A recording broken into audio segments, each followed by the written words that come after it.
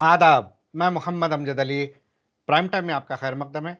नाज़रीन किराम, हाल ही में मरकज़ी बजट पेश किया गया, जिसके बाद हमने ब्रॉड डिस्कशन बजट पर रखा और गुफ्तगू की गई कि ओवरऑल ये बजट कैसा है।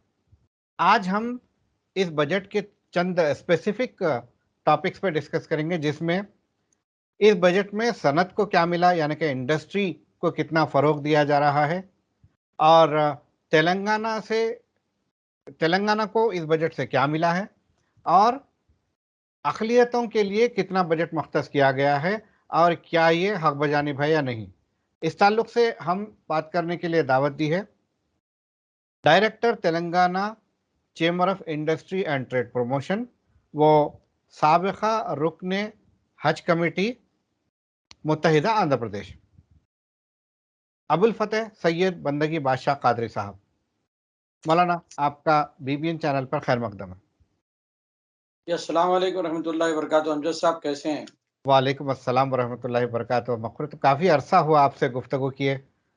अब जी जी, मैं उम्मीद करता हूँ कि आज भी आप अपने अपनी मुफ़ीद मालूमात से हमारे नाज़रीन को जो है फ़ायदा पहुँचाएँगे। मैं जो है स्पेसिफ़िक 2-3 पॉइंट्स आपसे बात करना चाहूँगा। ये मरकज़ी बजट 2022 का जो पेश किया गया है, उसमें इंडस्ट्री को कितना फ़रोग़ दिया जा रहा है? देखिए, सबसे पहले तो बजट पेश जब अल्फाज से जो पेश किया गया, वो पस मंज़र कोविड और पैंडेमिक के वर्ड यूज़ किए मोहतरमा Nirmala Sitharaman, honourable minister finance, हुँ, राइट? तो मैं आपको एक चीज़ वाज़ेह कर दूँ कि गवर्नमेंट को क्या फ़ायदा हुआ पैंडेमिक से, ये देख लेना चाहिए। अच्छा। सबसे हाईएस्ट जीएसटी कलेक्शन हुआ है in the period highest. Of pandemic. हाँ। तो गवर्नमेंट का देखिए, किसी भी चीज़ पे अब सबसे ज़्यादा जो कोई भी चीज़ पे अमलावरी की बात होती है, तो जो गवर्नमेंट जहाँ पर ख़ासिर होती है, तो वहाँ ह्यू एंड क्राई क्या है? कोविड-19 हुँ, पैंडेमिक का पस मंज़र। हुँ। पैंडेमिक के पस मंज़र में द हाईएस्ट कलेक्शन 1,40,000 करोड़ का जो हाईएस्ट जीएसटी कलेक्शन हुआ, that seems the consumptions and purchasing buying power of the citizen has increase. क्यों इंक्रीज हुआ? एसेंशियलिटीज बढ़ गए, मेडिकल इंफ्रास्ट्रक्चर पे जो है काफी जो है लोगों को खर्च करना पड़ा, और जो है हॉस्पिटल्स में पेमेंट्स करना पड़ा, बड़े जेरबार होना पड़ा बिलों से। इस तरीके से जो है जो जीएसटी का जो कलेक्शन है वो हाईएस्ट है। गवर्नमेंट का तो फायदा हुआ।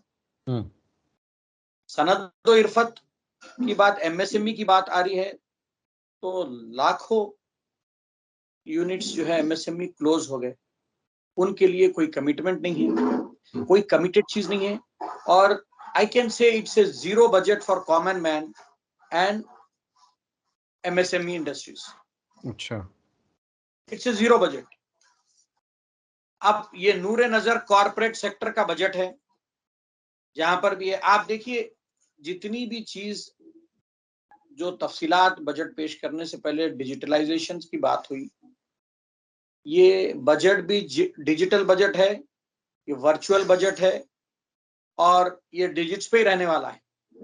अच्छा। सबसे बड़ा नुकसान हमारा जो सनत का होता है, वो वहां होता है कि भाई आप 200 करोड़ लास्ट ईयर डिक्लेयर करे थे क्रेडिट गारंटी स्कीम के, उसमें कितने परसेंट यूज हुए?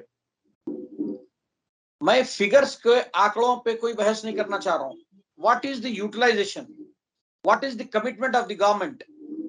When the government will take out us from the policy paralysis. आज 70 साल के बाद भी हमारा नारा यही है कि नल से जल आ रहा है, घर को गैस मिल रही है। 70 साल की आजादी के बाद ये दे रहे हैं आप, ये तो पहले भी मिल रहा था। इसको पहले पानी नहीं मिल रहा था भाई। तो आप आज भी आपका 70 साल के आजादी के बाद का डेवलपमेंट का आपका नारा क्या है? नल से जल और घर पर गैस। घर पर गैस फ्री आ रही है, ये बताइए आप। कीमत कौन बढ़ती सी जा आप रही है। सब्सिडी दे रहे हैं? क्या क्या उस पे आ रही है गैस? क्या किधर से किधर पहुंच गई है? और आप जब आप जीएसटी पॉलिसी ला रहे थे, उस वक्त आपका कमिटमेंट था 5 to 12% से ज्यादा नहीं होगा, 4 स्लैब्स में रहेगा।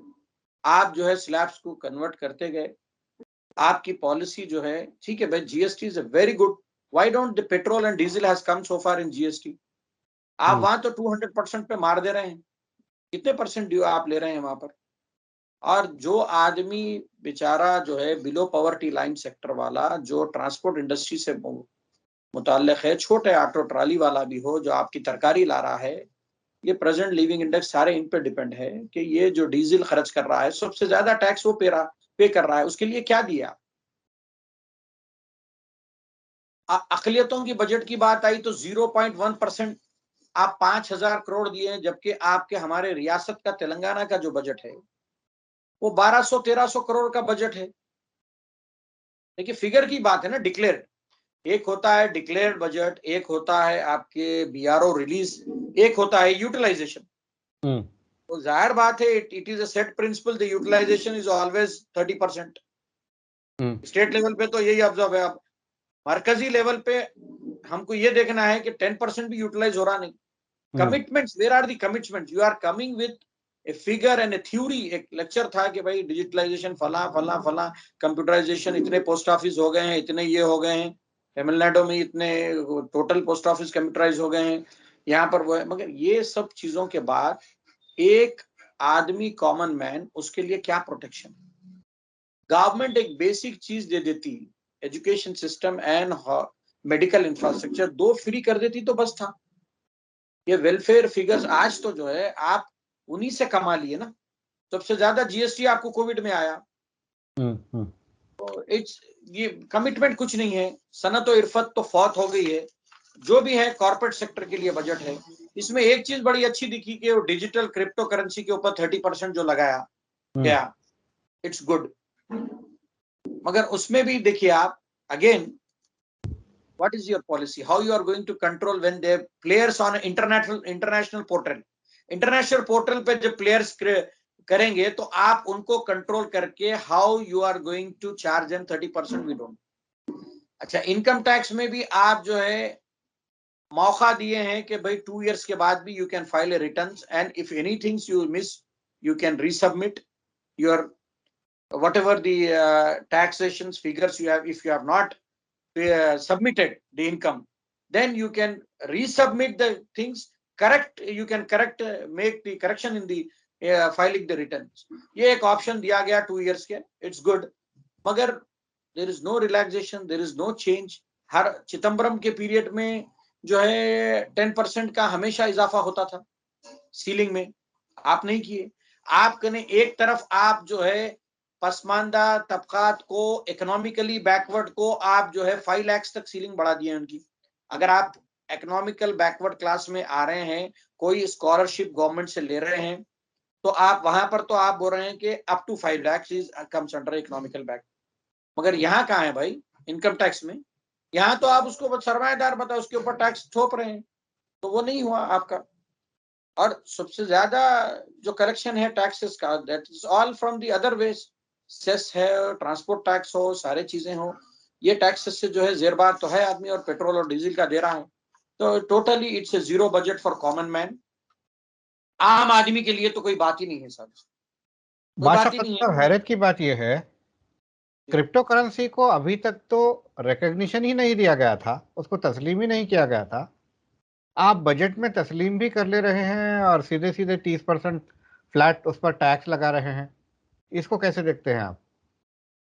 इसको ऐसे ही देखते हैं, जबकि ब्यूरोक्रेट्स का काम है, जो थिंक टैंक है, जो बैकबोन है गवर्नमेंट की।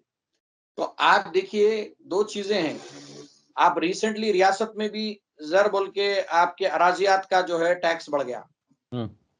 तो अराजिया रजिस्ट्रेशन के लिए आप जाएंगे तो आपको जो है उसकी रजिस्ट्रेशन वैल्यू बढ़ा दी गई। तो ये जो है एक्सचेंज ऑफ व्यूज जब होता है, तो एक वेग तौर, एक ग्लैंस के तौर पे देखा जाए तो क्या बोलते हैं कि भाई मार्केट वैल्यू से गवर्नमेंट एसआरओ वैल्यू एक जो है 10% लेस, 30% लेस है, 50% लेस।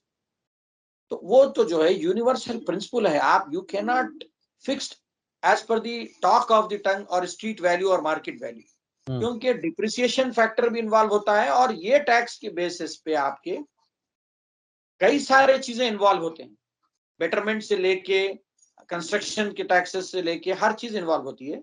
तो लिहाजा वो आज आप इतना बढ़ा दिए कि एक्चुअल वैल्यू से जो है वो टैक्स आपका जो है एसआरओ का रजिस्ट्रेशन वैल्यू का जो है चार्जेस बढ़ गए।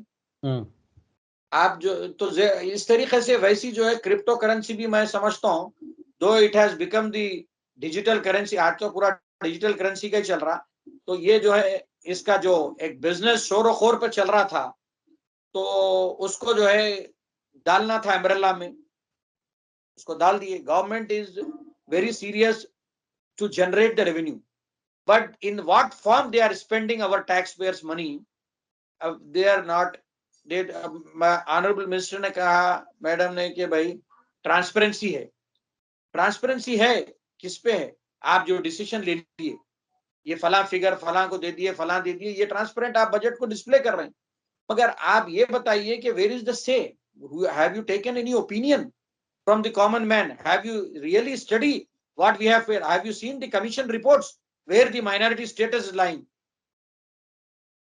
जिस तरह से आपने बोला कि माइनॉरिटी का स्टेटस क्या है, क्या आपने रिपोर्ट को कंसल्ट किया और फिर उस हिसाब से किया? 0.01% बजट फॉर माइनॉरिटीज।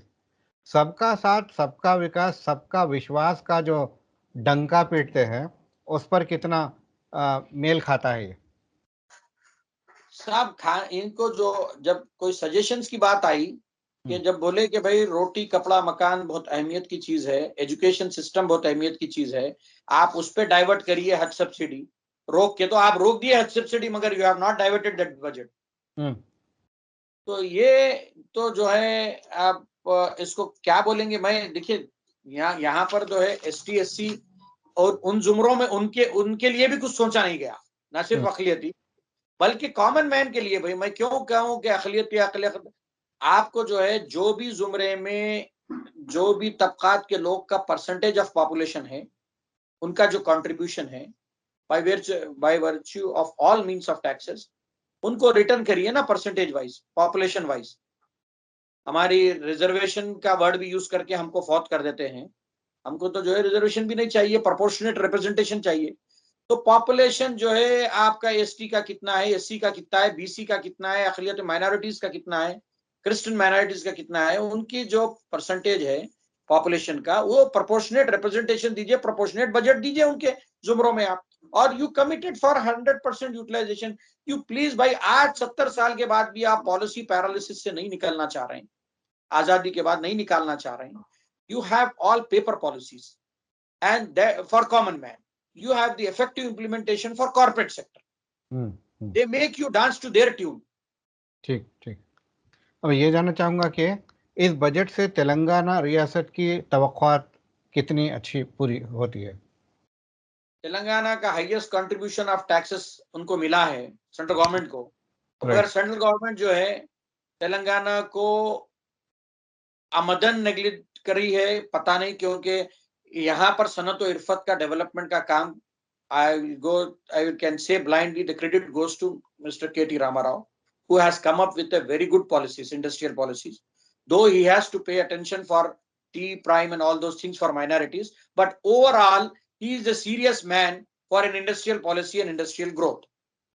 तो यहाँ तो बजट देना चाहिए था, और आप जो है एक जेलस के तौर पे, स्टेप ब्रदर के तौर पे ट्रीट कर रहे हैं, जहां आपकी गवर्नमेंट नहीं।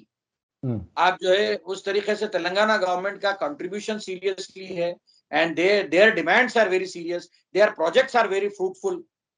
तो उसके बावजूद भी जो है उन्होंने तेलंगाना को बिल्कुल ही नजरअंदाज कर दिया है। सौतेले बेटे का, सौतेले भाई का सलूक उसके साथ किया जा रहा है। ठीक है। चुनांचे KTR साहब ने भी काफ़ी एतराज़ किया है और उन्होंने ये कहा है कि मरकज़ी हुकूमत को जो वादे किए थे उन्हें पूरे करने चाहिए। अब मैं वापस अगर रियासत के सूरत हाल को देखता हूँ, तो क्या रियासती हुकूमत ने भी जो अक़लियतों से वादे किए थे, वो अब तक शायद बहुत कम ही वादे पूरे किए हैं उन्होंने। तो जब आप मरकज़ी हुकूमत को मशवरा दे रहे हैं कि वादे किए हुए याद रखिए और उसको फुलफ़िल करिए, तो क्या हुकूमत तेलंगाना से भी हम अगले बजट में ये उम्मीद करते हैं कि इन्होंने जो अक़लियतों से वादा किए थे, वो पूरे करेंगे? देखिए, थैंक्स टू सोशल मीडिया, आजकल इतनी ट्रांसपेरेंसी आ गई है हर चीज की, तो अब जो इनको जो चैलेंज है इन फ्यूचर इलेक्शन में, अब इनके वोटर्स के साथ challenge, because none of the government was serious in implementing the manifesto. और पब्लिक अब जो है every citizen has got that the governments are not serious to fulfill the manifesto, and they educate themselves that we have to give a tit for tat. अब voters को कुछ नहीं मिला है, voters will give them a good reply. बहुत जो अच्छा। है वोट डिवाइडिंग पॉलिसी से हमको महफूज रहते हुए मुस्तहकम रह के अगर चलें, तो जो है गवर्नमेंट को सीरियसली हम बता सकते हैं कि जब मैनिफेस्टो में कोई चीज डिक्लेयर की जाती है, वो इम्प्लीमेंट नहीं होती है, तो voters can play the major role. बहुत अच्छे, बहुत प्यारे अंदाज में आपने कहा है। आपने तमाम पॉलिटिशियंस को और तमाम जो है सियासी पार्टियों को ये मैसेज दे दिया है कि अगर आप काम करेंगे तो आपको वोट मिलेगा, काम नहीं करेंगे, धोखा देते रहेंगे, अपने मैनिफेस्टो को पूरा नहीं करेंगे, तो वोटर्स अगले इलेक्शन में आपको टिट फॉर टैट करेंगे, यानी कि आपको एग्जिट गेट दिखाएंगे। इस नोट पर इस प्रोग्राम को अख्तिताम करता हूँ। आपका बेहद शुक्रिया हमसे बात करने का। नाजरीन, ये थे जनाब अबुल फतेह सैयद बंदगी बादशाह कादरी साहब, जिन्होंने तेलंगाना को क्या मिला इस मरकज़ी बजट से, अक़लियतों को क्या हासिल हुआ, और फिर सनत और इरफत यानी कि इंडस्ट्री, ट्रेड, कॉमर्स को क्या मिला, इस ताल्लुक़ से बहुत अच्छे अंदाज में बताया। एमएसएमई और कॉमन मैन तो ज़ीरो बजट है उनके लिए, और फिर अक़लियतों के लिए भी बिल्कुल प्रोपोर्शनेट बजट होना चाहिए। हमें कोई भीख की ज़रूरत नहीं है, हमें कोई रिजर्वेशन की ज़रूरत नहीं है, बल्कि हम सबको जितने भी अक़लियतें हैं उनके पॉपुलेशन के प्रोपोर्शन के हिसाब से बजट मख्तस होना चाहिए।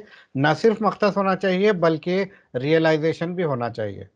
अब देखते ये हैं कि मरकज़ी हुकूमत और हुकूमत तेलंगाना इसका क्या नोट लेती है। हमें दीजिए इजाज़त। शब बख़ैर।